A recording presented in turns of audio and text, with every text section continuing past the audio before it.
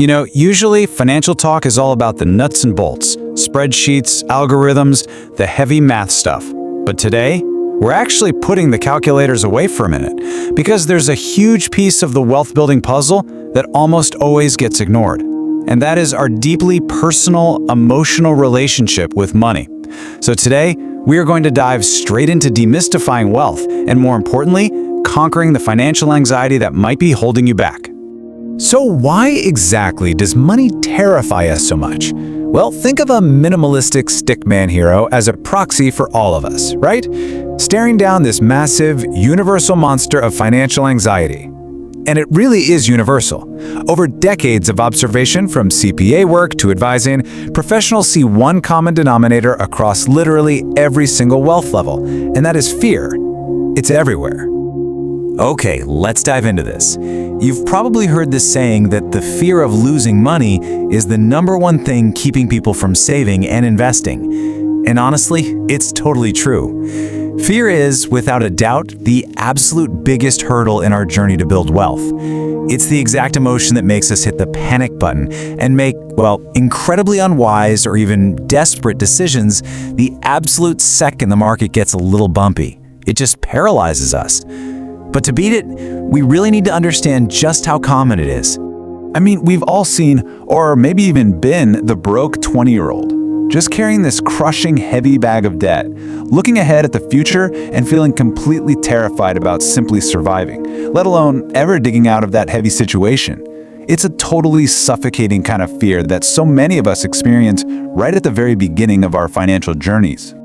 But then, on the exact opposite end of the spectrum, you have the terrified millionaire. This is someone who's totally financially independent, sitting on multi-millions, yet they're sweating over spending a single tiny coin.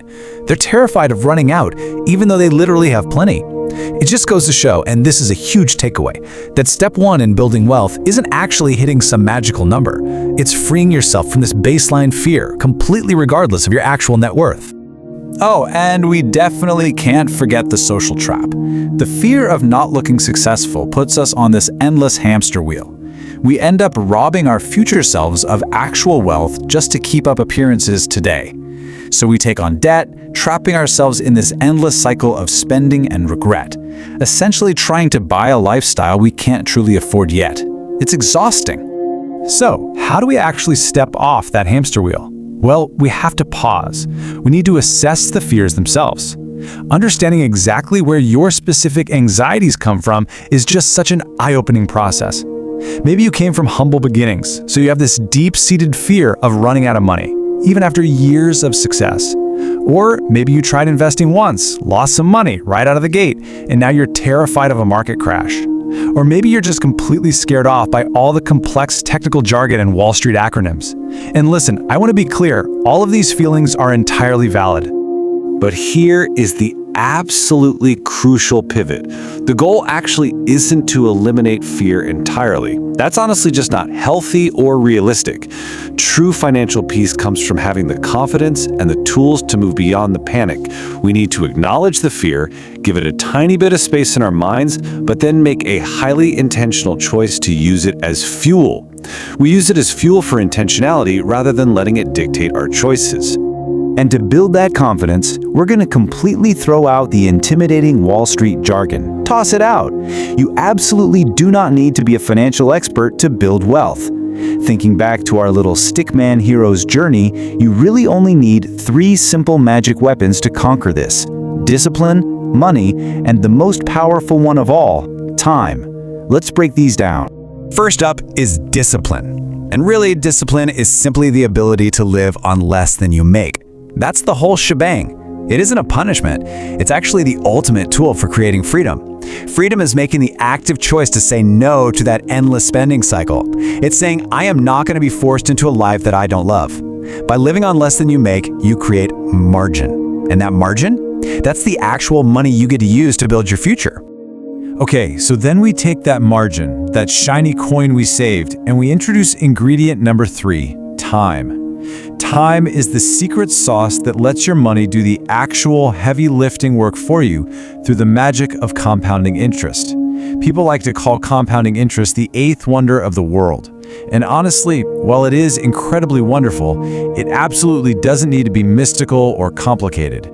Now, what's really interesting about this slide is just how basic the math actually is when you break it down. Let's do a super quick thought experiment.